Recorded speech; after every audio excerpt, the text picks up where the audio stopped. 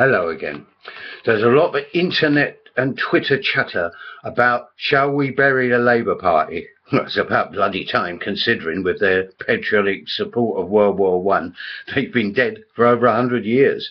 The leadership contest between Andy Burnham, the probable winner, treble yawns all around, and Yvette Cooper and Liz Kendall is just applying another layer of cheap makeup to the mummified corpse, as Labour drifts further to the right in a vain attempt to appeal to the frazzled middle-of-the-minefield mentality.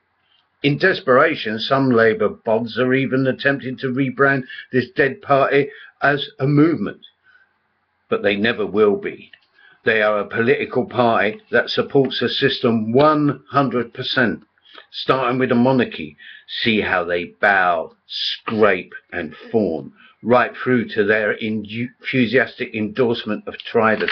Besides, Labour are finished as a party of government anyway. It will be 10 or 15 years before they assume the reins of government, except they won't, because they would have split or expired before that, long before that. We have a re-election here in Tower Hamlets for our directly elected mayor, as the previous incumbent has been removed for all manner of fraud, ballot box stuffing, bribery, etc.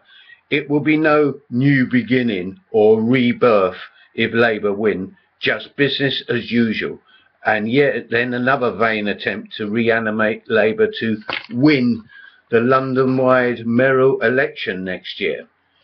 Except that could be foiled by a strong independent candidate. I'd imagine that consummate political opportunist George Galloway must be eyeing that up right now.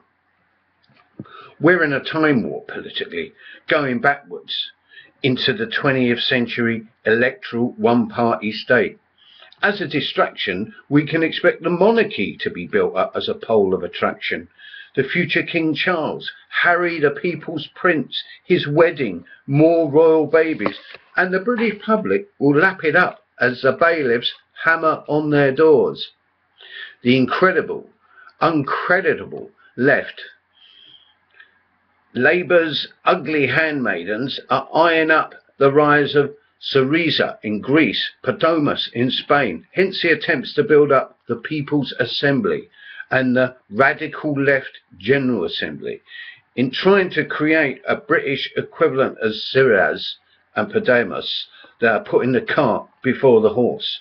These radical reformist movements arose organically from the struggles and protests on the streets. You cannot create them artificially.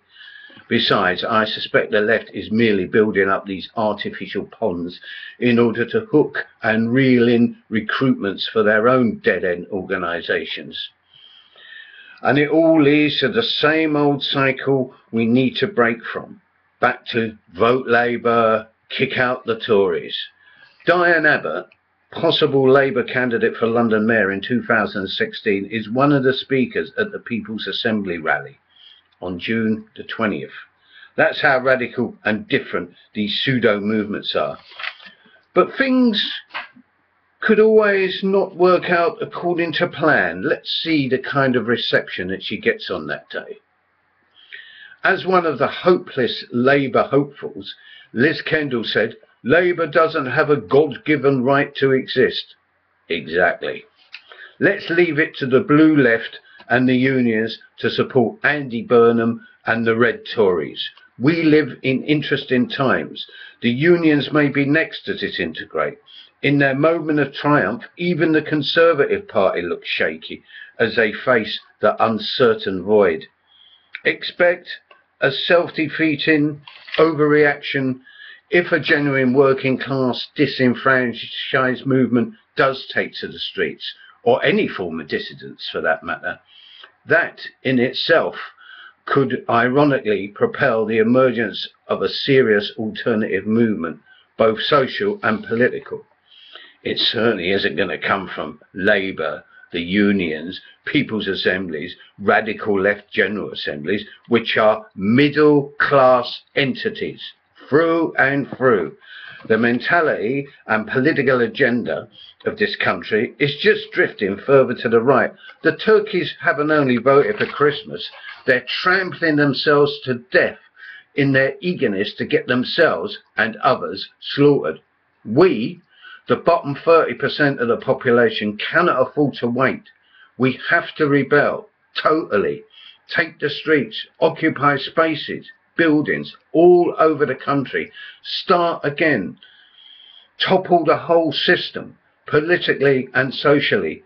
Anything else will merely reproduce the unreformed, unreformable system. Yes, interesting times lay ahead. Indeed.